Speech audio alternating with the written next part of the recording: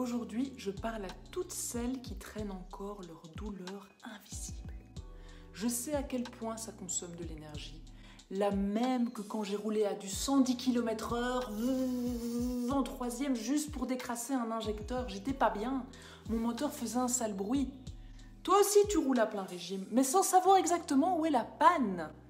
C'est logique puisque les douleurs invisibles sont liées à des blocages inconscients.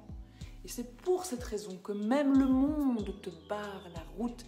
Alors tu te contentes d'évoluer dans une vie qui ne prend en compte qu'une infime partie de ta lumière.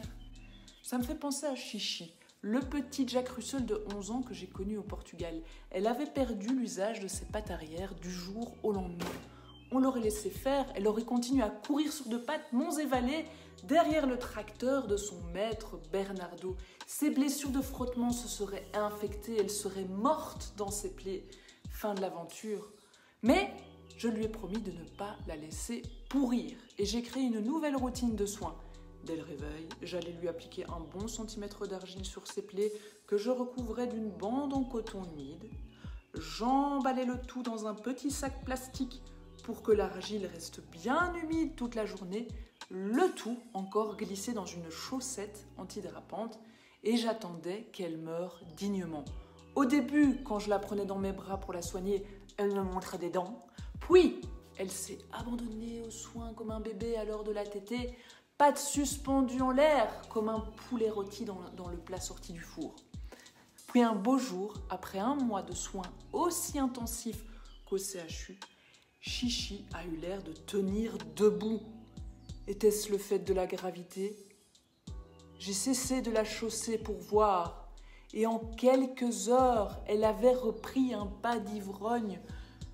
Ce que j'en ai retenu, c'est que la détermination de Chichi n'aurait pas suffi au saut quantique. Il a fallu ajouter les soins et l'amour. C'est exactement la même chose pour les femmes que j'accompagne. Des femmes fatiguées, mais qui n'ont jamais cessé de vibrer, même très faiblement. Je ne propose pas un accompagnement pour les remettre sur pattes.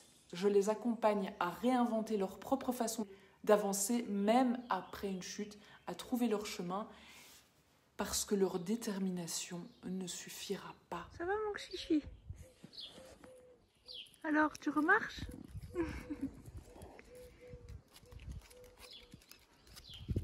Oui.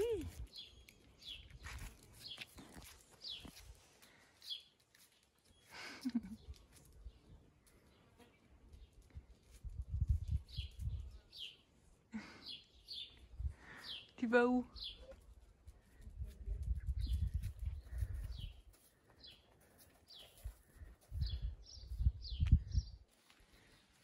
Trop mignonne. Oh ma belle.